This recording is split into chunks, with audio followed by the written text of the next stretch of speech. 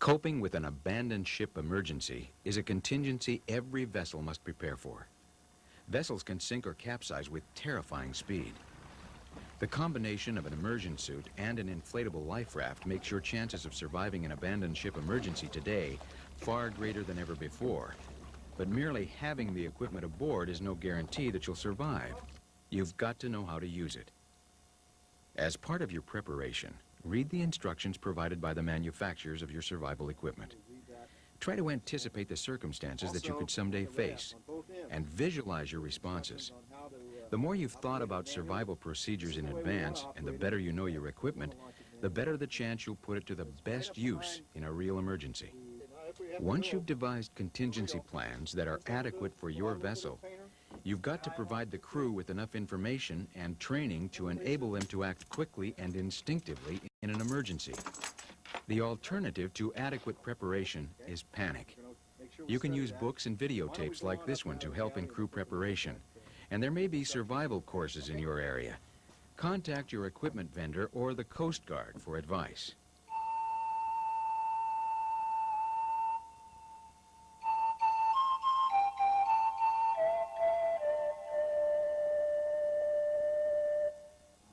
Abandoning ship is the skipper's decision, no one else's. Just as it's a crucial mistake to wait too long to begin survival procedures, abandoning too soon has unnecessarily cost lives.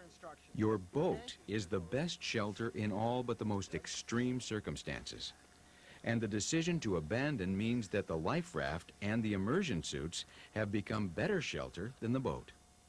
Many vessels are legally required to carry Coast Guard approved rafts that must be serviced annually by an agent authorized by the manufacturer. Even with no legal requirement, if your vessel operates offshore or in cold or remote conditions, you should do the same. Vessels that operate in inshore waters and bear no legal requirement to carry approved equipment can substitute coastal or yacht-type rafts that are smaller and less expensive. Because they are not subject to testing or construction requirements, however, rafts of this type can vary widely in quality. The buyer of non-approved gear must use careful judgment and choose equipment built by reputable manufacturers.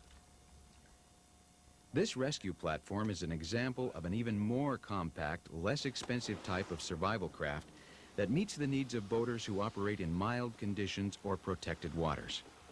It's each owner's responsibility to select survival equipment that meets both legal minimums and the special needs of his vessel and the crew. The recommendations that follow refer primarily to approved life rafts. Whatever kind of gear you carry, be sure you're aware of what features it does or doesn't have. Once you've selected a piece of gear, you and your crew need to learn how to use it. The best way is to simulate actual emergencies and walk through the steps that will be required to abandon your vessel in the most efficient manner. If you do hold a practice exercise, don't inflate your raft with the CO2 cylinder because of stress on the fabric and the cost of repacking. Contact your authorized servicing agent. He should be happy to let you and your crew observe as he inflates the raft and inspects the contents during annual maintenance. It is vital that all rafts undergo annual servicing at factory-authorized facilities. Even the best piece of gear may fail to do the job it was designed for if it hasn't been properly serviced. Your servicing facility should have letters from the raft manufacturer and the Coast Guard stating that he's authorized to work on approved models of specific brands of gear. Rafts come in hard canisters and valise packs. Currently, the smallest Coast Guard approved models have 4-man capacity. A hard canister raft should be stowed on a cradle in a manner that provides easy access and provides a float-free launch if the vessel sinks suddenly. It must be stowed clear of rigging or superstructures that could interfere with its ability to float free. The life raft canister should be secured to the cradle by a hydrostatic release that is activated by water pressure if the vessel sinks suddenly. There should be no other lashings or tie-downs that restrict the raft from floating free. To launch the raft manually, release the pelican hook on the raft's tie-down strap, or strike the trigger on the hydrostatic release and lift the canister off the cradle. Whenever it's handled, the canister must be treated carefully to prevent punctures and ensure that the watertight gasket remains intact. Carry the canister upright. Rolling the raft down the dock or turning it upside down could cause the painter to foul and inhibit inflation. The bands that hold the canister together are designed to break automatically during launching.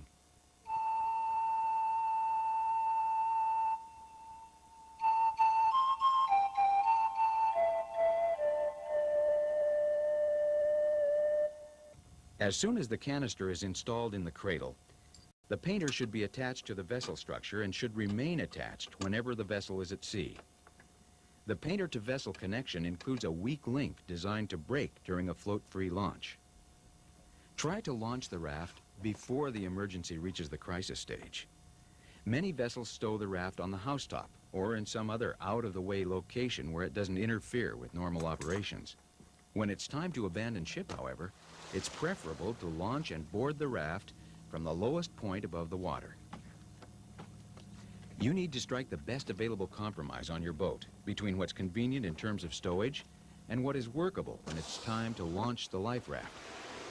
It may be extremely difficult to reach the stowage area and launch the raft manually in heavy seas. If your raft is stowed atop the house or in some other hard-to-reach location, consider installing tow rails or non-skid around the cradle to provide better footing and devise a means of lowering the raft to the deck during a controlled abandonment. Before launching the raft manually, change the painter-to-vessel connection so the full strength of the painter line takes the place of the weak link. Pull out a few feet of painter line from the canister and belay it to the cleat located on the raft cradle or some other nearby strong point. In most cases, the raft should be launched over the lee side or the wind will pin it to the vessel and create the potential of damage to the fabric. The presence of hazards like smoke or debris may alter this rule. Pulling the painter out to its full length activates the inflation. The painter on a Coast Guard approved raft is a minimum of 100 feet long. Wait for full inflation with the canopy erect before boarding. Your raft will probably overinflate and you'll hear the sound of air escaping through the pressure relief valves. This doesn't mean that the raft is defective. The sound should cease quickly.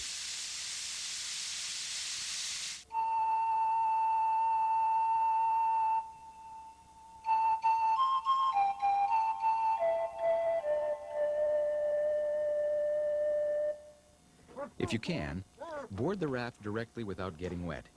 Staying dry is the first rule of survival in cold water. If the distance is short, step or jump directly into the canopy entrance.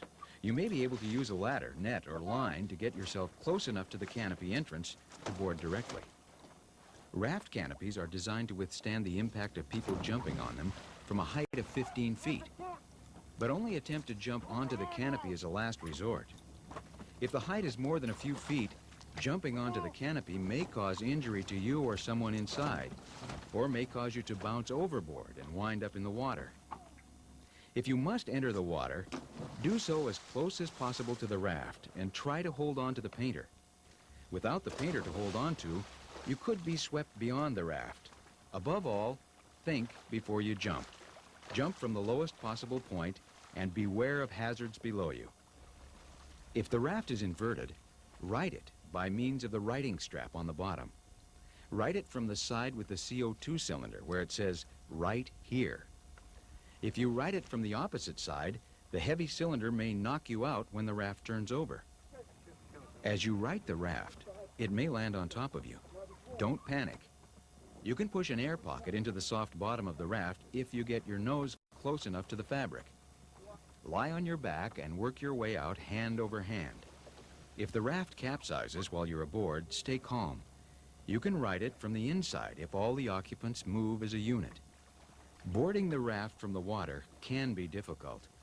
You may have to bob down and use the buoyancy of your immersion suit or life jacket to enable you to grab the lifelines inside and pull yourself in. Rafts have inflatable boarding ramps or webbed boarding ladders to help you. Once you're inside, help others get aboard. Use the heaving line stowed near the canopy entrance to help your crewmates reach the raft.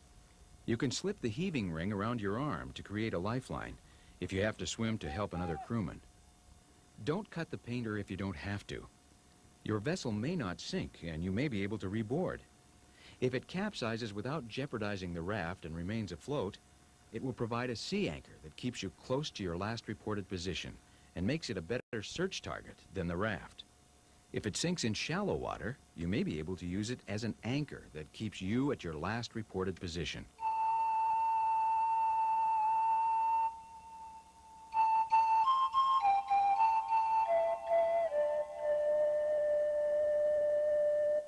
When the vessel represents a danger to the raft, cut the painter with the safety knife stowed near the entrance of each Coast Guard approved raft. If you operate more than 20 miles offshore, your raft should contain an ocean service pack. For operations within 20 miles, or in lakes, bays, and sounds, you can substitute a smaller limited service pack. Before you go to sea, you should be aware of exactly what your raft contains. The equipment packs should be professionally prepared in advance by an authorized servicing agent of the raft manufacturer. But you bear the final responsibility for ensuring that the equipment aboard your raft meets your needs. Don't allow yourself to be surprised at what the raft does not contain. For example, unless you've made special arrangements with the manufacturer, an approved raft won't contain an EPIRB, or Emergency Position Indicating Radio Beacon, that emits a signal to help rescue units find you. Extra flares and rockets or prescription medicines are other items you might want to have added to your raft. If you have time, augment the equipment pack with items from the vessel. Grab the handheld radio, the vessel's EPIRB, extra food and water, blankets, clothing, whatever's handy and likely to be helpful. Try to throw everything that floats over the side just before you abandon. Throw things like buoys, fenders, planks, coolers, or even plastic bottles. You may have to use them for flotation. Additionally, the floating debris represents a signal that makes you bigger, brighter, and different from your surroundings.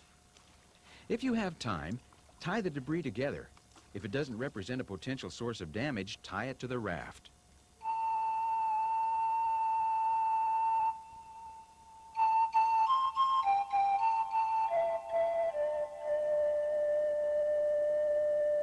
An approved raft contains a hand pump, and you should use it quickly to pump up the raft floor and provide added insulation against the cold.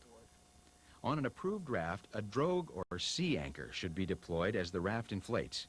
A life raft drifts extremely rapidly, and you want to stay as close as possible to your last reported position. Check to see if the drogue is working.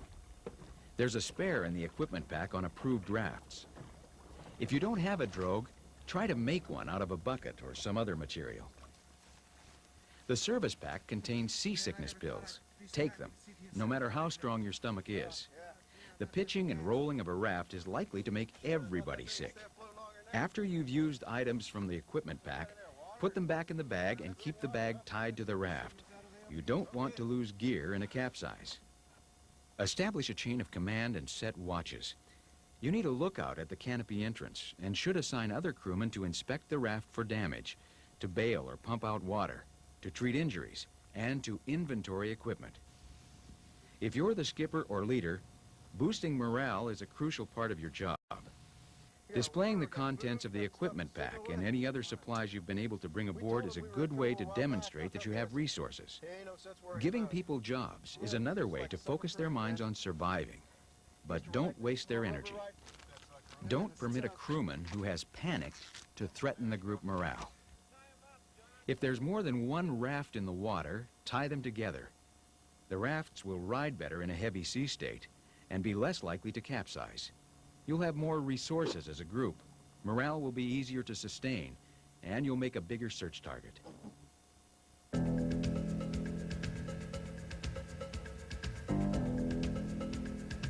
Select good equipment that meets both legal requirements and your special needs. Make sure that you and your crew know how to use it.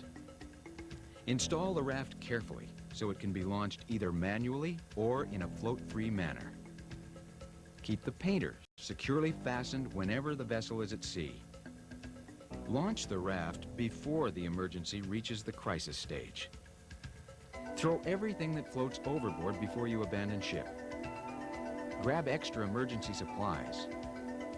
Wait for full inflation and board from the lowest possible point above the water. Try to board the raft directly without getting wet. Help your crewmates. Don't cut the painter if you don't have to. Be sure the drogue is working to keep you as close as possible to your last reported position. Inflate the floor, take seasickness pills, post lookouts, and establish a chain of command. Keep your morale high.